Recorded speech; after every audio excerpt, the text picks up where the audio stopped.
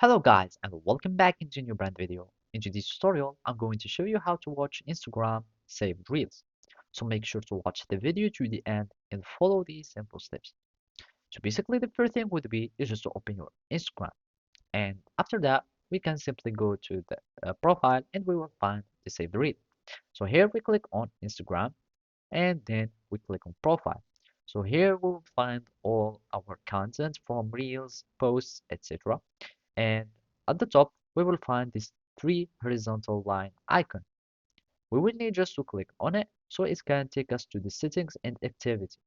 And basically here, you will find your activity or uh, the activity section. And basically, we will need just to click on the save. And from here, you will find all your save. So from here, you can just click on all the posts and then you can start searching for your reels. Or you can simply start clicking on add, and basically you can create a new section or a new playlist that would be called reels, and then you can start saving reels to this playlist. So here, if we scroll, we will find all the posts. So here we can click on the reel and we will find the reel specifically on this uh, save.